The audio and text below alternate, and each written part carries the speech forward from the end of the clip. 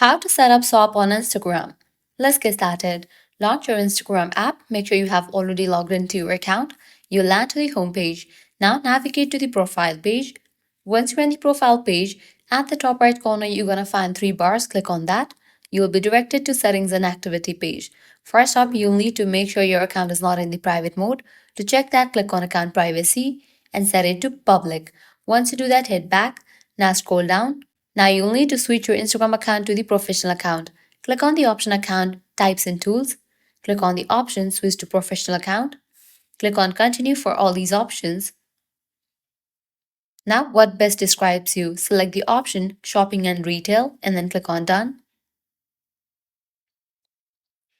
Click on business and then click on next. You have to complete these steps. Once you do that, you'll be good to go. Now you can head back to your profile page. You'll find this section at professional dashboard.